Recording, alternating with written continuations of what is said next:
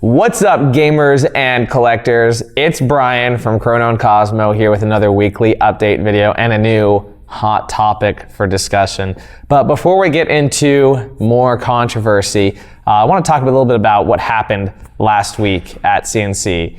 Today is, I think it is June 29th, June 30th, somewhere around there. We're at the end of June, basically. And last week at Chrono and Cosmo, we had a couple of things going on. The biggest thing we had was the launch of the new Azuki TCG. That was a slam dunk. It did really, really well for us. We held a Learn to Play event with starter decks on Sunday, and we had 16 people come by and join us for that event. And we had even more people buy starter decks. I think we sold out of all but every single starter deck we had in stock for Azuki TCG, which is great. We had like 32 starter decks or something, so that was awesome. I do have more on order. Hopefully those are getting here this week. So if you missed out on an Azuki starter deck, you will be able to get one. Yeah, that was so sick. And we're gonna kind of keep up the momentum with how well that did, and we're gonna have more Azuki events coming up. We also had the launch of Gundam Eternal Nexus, Gundam's first extra booster. It was a little quiet for us, but we haven't had our actual Gundam event day yet. That is going to be this Tuesday. So I think that's gonna be really exciting, especially our Battle Royale event, which I'll talk a little bit more at the end of the video. We also had the return of Lorcana. Lorcana weeklies are back at Chrono and Cosmo. We had, I think, about 7 or 8 people come out for that. It was really, really cool to see all the Illumineers again. And I hope that they keep coming out, and we're definitely gonna be doing our Attack of the Vine pre-release, but also we could get some set championships going here again, so it was really cool to see that. And then finally we had, on Saturday, Magic's first two-headed giant event for the Marvel superhero season. It was a blast. I got to play. I did 2 games. I did one with my bracket 3 kind of Sea Monsters deck and got mana screwed, so that game was over pretty fast. And then I did one with my Ashling deck bracket 4, and I think I hit the Tyrant of Discord for I think I killed 8 or 9 permanents with it. So, that was pretty exciting. I didn't see anyone playing any of the new Marvel decks yet, but maybe for the upcoming Commander party they will. I've got more shipping to do, so I'm gonna be doing that while I talk about this video, but let's get in today's topic, which is gonna be all about investing. I'm gonna preface this by saying that I'm gonna try not to give outright financial advice or recommendations in this video. I'm just gonna kind of tell you what's going on, and you can kind of make decisions for yourself. How about that? Okay, so when we talk about trading card games, right? Or when we talk about quote unquote the hobby, which is a term I don't even really like, because it's just what does that even mean? The hobby. It's we're talking about cards here. Most people consider kind of 2 types of participants, if you will, gamers and collectors, and sometimes they overlap, right? But I'm here to tell you that there is a third category of people who participate in TCGs that are equally as important as players and collectors, and that is investors, which some people find to be kind of a ridiculous statement. People are like, Brian, what do you mean investors? You're talking about scalpers? We're talking about Pokemon is a children's card game. What are you talking about? There's no investments here. Go on the stock market, go on the S&P. Oh, you want to talk about the S&P? Okay, let's talk about the fact that over the last 4 or 5 years, Pokemon sealed product for the card game, the children's card game, has outperformed the S&P. It's outperformed the NASDAQ. Go look at any of the big stock aggregates, with the exception of probably the top performing tech stocks. Pokemon has outperformed all of them. Granted, we are on an amazing bull run right now, but the point I want to make to you is that sealed trading card game products, not even just Pokemon necessarily, are legitimate investment vehicles. Now, they do come with their own set of challenges, which I'll kind of get into, but first I want to explain to you that this is real, right? You can go and you can dollar cost average in the S&P, which is something that I think most people would recommend, right? That's a very safe and, well, what is safe when it comes to investing? I would say it's a lower risk investment, right? That historically has pretty good returns, right? And I think, any financial advisor would probably say, yeah, that's like a great idea for anybody who's getting started in investing, right? And I'm not going to say that I have the most experience with investing, but just based on everything I read and seen, I would agree with that. But let's say you've already got a pretty solid investment portfolio, right? You've got all these different stocks you like. Maybe you're also in like commodities and some other stuff too. What if you want to add collectible card games to your portfolio, right? How does that start? What does that look like? And what's the goal here? The first thing I kind of want to talk about regarding collectible card games as investments is why it's at first it's important to the ecosystem of the card games themselves. Every participant in the TCG market serves an important purpose. The players exist to they're kind of marketing in a way.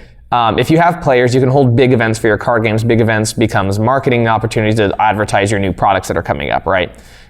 It also is marketing on a local level.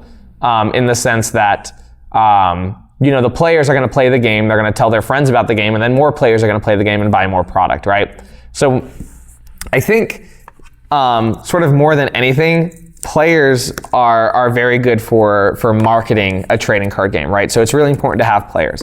Another reason why it's important to have players is because if a player is invested in playing the game and they're enjoying playing the game, they're likely to buy future sets.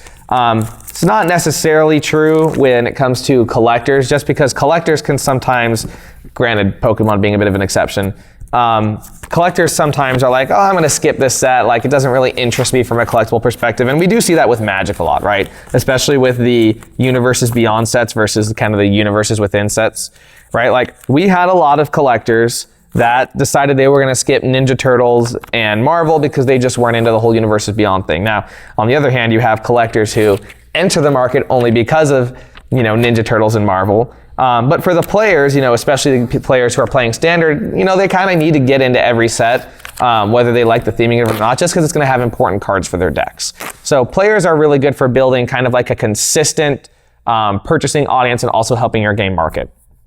Collectors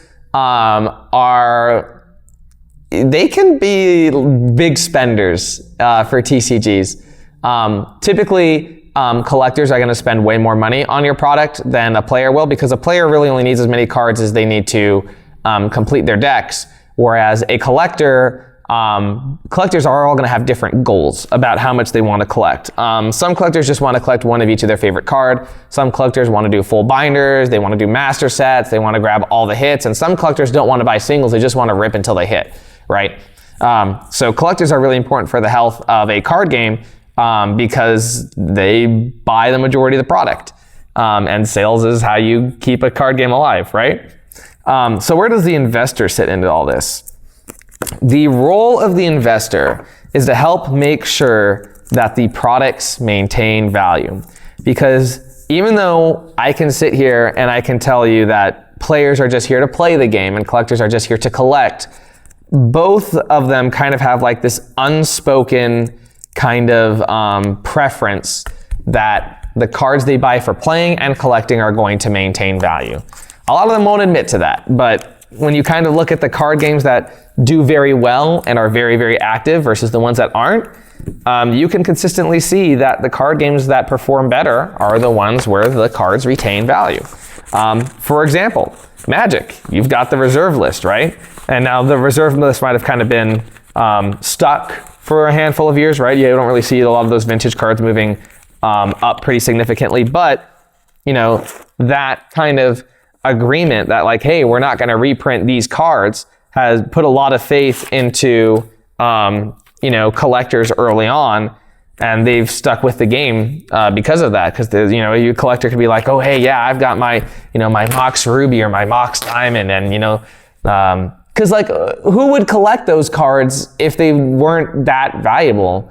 Let's be real for a second here. The artwork on those cards, it's classic, right? It's got a lot of history associated with them, right? But if we're looking at things just from an art perspective, maybe people wouldn't go for them, right? It does have something to do with the prestige of them being such valuable cards, right? And that kind of continues when you have people who invest in the product. When I'm talking about investors, I'm talking about people who buy sealed product, and I'm gonna really make a point here to say I'm talking about sealed. Like, I'm not talking about investing in singles and slabs. That's a little bit too volatile for my definition. Okay, I'm talking about specifically sealed product. Totally lost my train of thought. Let's try to find it again. What do I need? Oh, I need G. Okay, investors in sealed product, they help to for people's collections to maintain value. And the reason why they do this is because product enters the market, right? The product gets printed. Let's say it's, 100,000 boxes of set X, right? Some of it is going to go to the players. Some of it is going to go to the collectors, right? You don't want a lot of product left over sitting on the market, right? So you do want some people who are speculating on that. You do want some people who are going to say, I am going to buy this product and I'm going to hold on to it and not sell it until it increases in value. Thereby, you're kind of you're not exactly reducing the supply of the product, but you're temporarily putting on hold. Demand can be an elastic and an emotional thing. There are going to be times when demand for a product is higher and times when a demand for a product are going to be lower, completely unaffiliated with the product itself, right? Like, for example, when a product is new, it's the shiny new thing, everybody wants it, so demand is typically higher. When stock for a product appears to be running low, demand for that product also tends to get higher, right? Let's take, for example, I'm going to use Flesh and Blood Monarch First Edition. A lot of you guys probably don't know what happened, but Flesh and Blood had 3 banger sets. Welcome to Wraith, Arcane Rising, Crucible of War, right? Amazing, phenomenal sets. Everybody wanted them. Demand was super high, supply was super low, and the value of these sets was quite significant. Then Legend Story Studios gets ready to release their 4th set, Monarch. And what happens with Monarch is most of the supply goes to they're a storefront, but in this moment they kind of acted like this mega investor, right? So they held back tons of the product and just did not disclose how much they actually received. So the perception was that this product basically didn't exist, right? It was like, well, where is it? Like, it's so hard to get, and demand was skyrocketing, and the price was incredible, right? Until it kind of came out how much this investor actually had, and I don't know if he was trying to, they tried to fire sell it or what, but basically all the product kind of hit the market at once and it just tanked the value of everything, right? You do need some sort of, I can call this kind of like a retail investor. You do need some kind of investors on kind of like the buying side, just to make sure that when the publishing company gets the supply wrong, it doesn't tank the market all at once and demand kind of stays healthy and things stay valuable. Because, even collectors, when they start to see that their collections are going down in value, but something else is becoming the hot and shiny new thing, right? We can kind of look at maybe a little bit of modern Magic versus Lorcana here. You do sometimes see collectors selling out of one game and getting into another, just because it's hot, shiny, and there's lots of value, right? And this does have second order effects that move all the way up the chain back to the publishers and the manufacturers of the games. Because if their product is no longer holding value on the secondary market and people don't want it as much, right? Demand is going down, that's going to affect their bottom line. So for this reason, investors are important. It does kind of feel weird to say it like, oh, we need people that are kind of artificially delaying the supply on the retail end just to make sure that they stay. Sure, it feels weird to say that, but this is really important to having a healthy TCG ecosystem. Now let's talk about kind of why this works. Let's talk about why I want to go back. I said just a moment ago that when I'm talking about investing, I'm talking with specifically regards to sealed product and not singles. I want to talk about why. Singles are very, very volatile. They are affected by a lot more variables than a sealed product is, especially singles in games where you have large player bases. I'm going to use Flesh and Blood as another example, right? Flesh and Blood's market is, I don't have hard numbers on this, but I'm going to say it's majority players, there's probably very few collectors and even less investors still sticking around in Flesh and Blood. So when you have ban lists come out that take cards out of the game, or when you have their version of rotation happen and a deck leaves the format, the prices of single cards go nuts. Usually for the worse. Usually you'll have a card that was $60 a week ago plummet to 10% of that, right? It happens.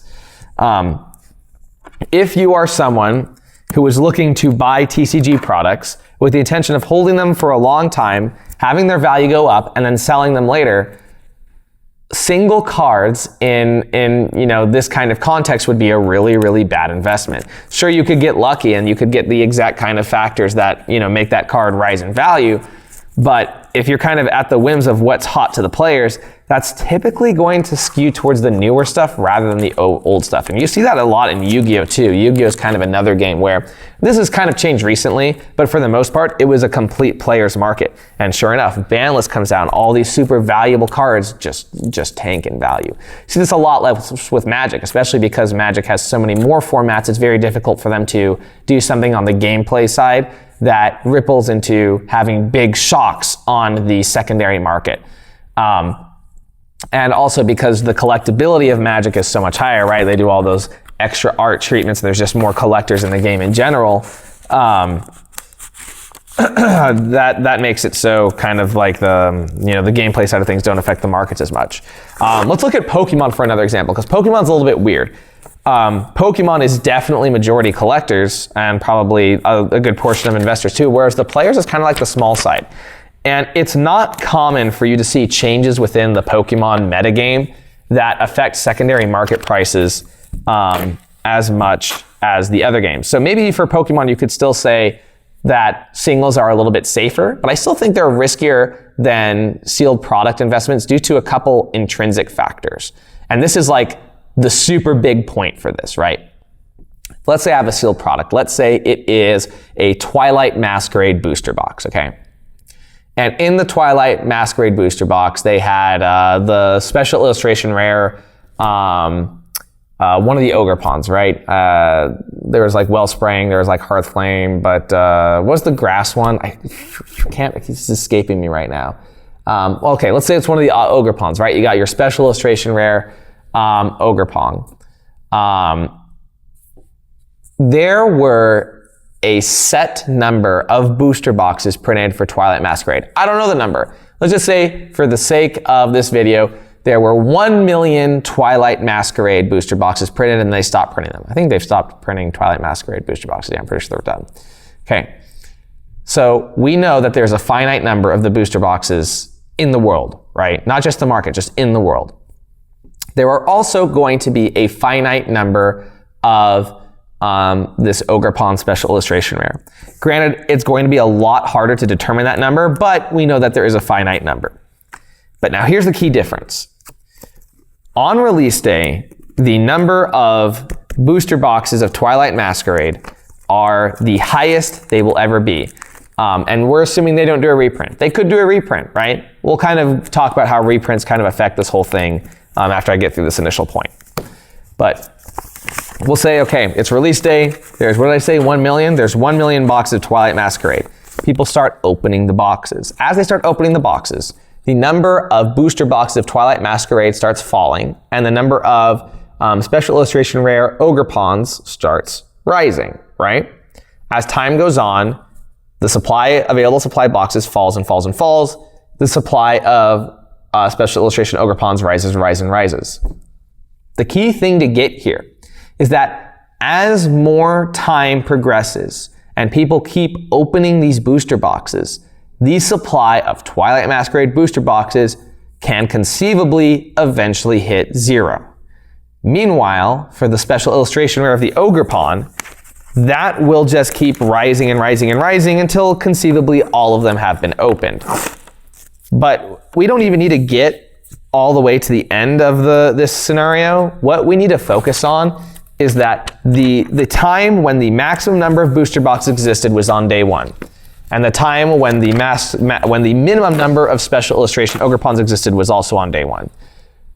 that is the time when, theoretically speaking, the booster boxes are the least valuable and the single card is the most valuable if we're just looking at supply as a variable. Granted, as I said before, single cards, there's a lot more variables that affect their value. For booster boxes, that's not really the case. For booster boxes, it's really just supply and demand that influence the price of them. So when you've got a single card which could have 5 or 6 different variables affecting its value versus a booster box where there's really only 2 variables affecting its value, the booster box is a much, much more stable investment, right? We don't know what demand is going to do. And we can't really predict what demand is going to do either, at least not in a way that's consistent and logical.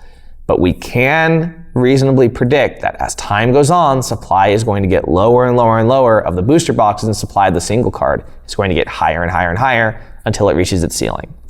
Based on that alone, doesn't it make more sense to invest in the sealed product over the card, right? I can say with certainty that at some point, the supply of those booster boxes will be 0 or close to 0. You can't do that for the single cards because the cards don't get consumed. They get open and then someone either holds on to them or they keep trading them back and forth, right? There's no one that's ripping cards up at scale to artificially reduce the supply. That is just not happening. So if I'm thinking in terms of supply and demand, and I want a product that is going to increase in value over time, it's probably going to be the product where I know it's basically guaranteed that the supply is going to fall over time. And then all I need to do is kind of get lucky with the demand. That's it. That's really all there is to it. Normally this process is supposed to take like 3 to 5 years.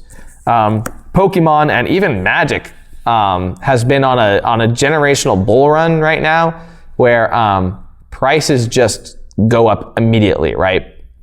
You'll have something like Ascended Heroes, for example, where the ETBs are supposed to be like $55, $60 on release, right? Maybe you go to your GameStop or your local game store and they charge you $90 on release, right? And now, 4 months later, they're like, what, $150, $160, maybe even a little bit higher, right? Like, that's not supposed to happen.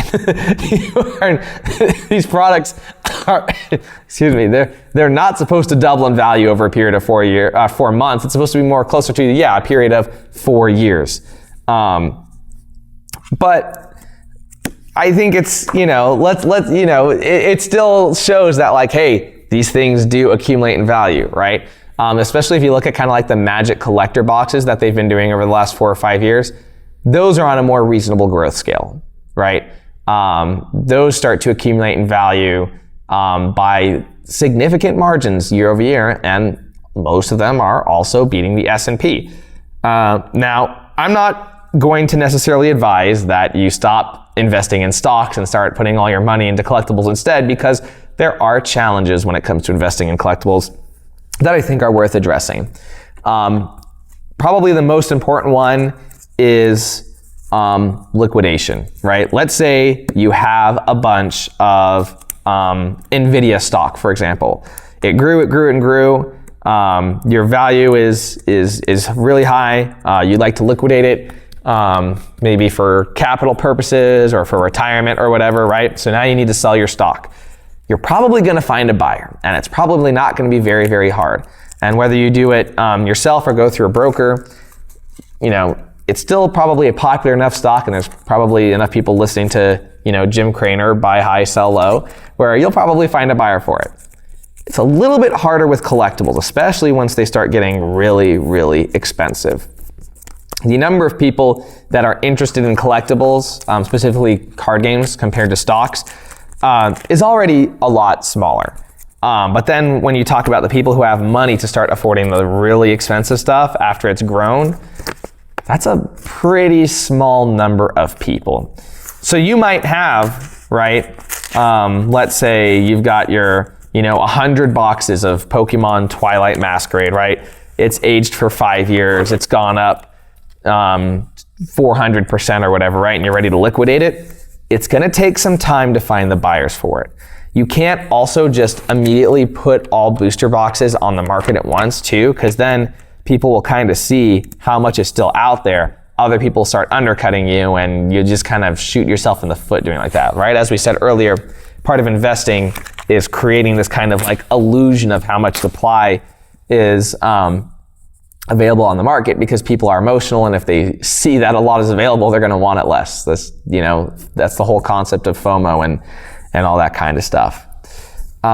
So it's tough to liquidate. Depending on how connected you are with the community, maybe you do know people that are interested in buying really high value trading card game items, and it wouldn't be that hard. But if you've got 100 boxes of Twilight Masquerade, is that contact going to want to buy 100 of them? What about even 20 of them, right? And it's like, okay, he's got his fill. You got to find the next, right? Let's say you have a really, really old Magic box, right? You've got a $7,000, let's go even higher. Let's say you've got a $27,000 Magic box, right? You've got 3 of them, right? And the last one sold for $25,000, right? And you're thinking like, okay, it sold for $25,000 this much time ago. It's probably worth like $27,000 now. That's what I'm going to try to get, right? But then you can't find a buyer for it at $27,000, right? And the guy who bought it at $25,000, well, he just wanted that one, and he opened it, and he had a great time on his yacht or whatever, right? Drafting that old Magic box with his yacht buddies, right? And he doesn't want another one. So you have these products that are theoretically worth a lot of money, but kind of above the price you can actually liquidate them, and maybe you have to actually liquidate them around the $23,000 or maybe even the $20,000 mark, right? Just because the number of buyers are so thin. And that does kind of make it hard to kind of really assess the value of stuff in the collectibles market when it gets really, really, really high, because the ultimate value of a collectible on the market is what someone will pay for it. So just because something recently sold really, really high doesn't mean you're going to be able to hit that again if you can't find the right person to pay for it. So that's another challenge with liquidation, right? And you got to find the right buyer, and you got to find the right buyer for the price you want. And then there's the time, like, are you shipping these boxes? Are you meeting up in person to do it? Are you flying out to exchange something really, really valuable? It's all a lot more work than if you were to just kind of sell some stocks. So that's kind of the challenge with them. But I mean, there's some pretty prolific individuals who have made quite a lot of money off of this investing. You guys might have heard of Creepy Rudy, aka Mr. Alpha Investments, who's made a killing off of investing in collectible products. But he puts a lot of work in, right? It's not so simple as just being like, yes, time to sell all my shares of NVIDIA and buy Boeing. Probably shouldn't do that anyways, though. But yeah, I think, if you've already kind of got your stock market investments, right? Other things you like, you're looking to diversify your portfolio a little bit more. These aren't just children's card games. It's not just cardboard. There's real value here if you're willing to kind of put in the work to move it. So that's kind of my spiel on investors. It's a bitter pill to swallow, right? Because I think there are some people out there who get the impression that part of the reason why supply is so low for the hottest products is because that there's these investor bros, right, who are hawking all this product and just like keeping it in a warehouse. And it's like, oh, that's why I can't buy it because all these other guys did. It's like, well, yeah, but on the other hand, if they weren't doing this and all that product was on the market and the value was lower, would you really want it as much? How can you be sure? So that's what I have to say about that. Do you agree with me? Do you disagree with me? There's probably a lot of you that disagree with me, but do you have the courage to let me know in the comments? I'll be nice, I promise. Even if you're not, I'll still be nice. It's okay. It's all love here. That's kind of what I wanted to talk about with investing. And man, I got so spirited in that, I barely got through this shipping. So as I talk about what's coming up on Chrono and Cosmo, I'll try to get through a few more of these. So what is coming up this week? Well, this Tuesday, we have our Battle Royale event for Gundam card game, Starter Deck 10, as well as Eternal Nexus, the booster that launched on Friday. Now, we weren't selling our starter decks on Friday because I wanted to make sure we had enough for this event. It should be really, really exciting. Multiplayer Gundam. It just feels like Gundam thematically should have always been multiplayer from the start, right? These big mecha space battles, like, come on, that needed to be multiplayer, right? So I'm really excited to see how that goes, and maybe I'll pick up a starter deck and try it out myself. It seems fun. What else do we got going on? Oh, we have our first commander party for Magic the Gathering Marvel Superheroes happening on Friday. I have not looked too much about what's coming up for this commander party, but I believe it involves getting a superhero sidekick for your commander. So that sounds pretty cool.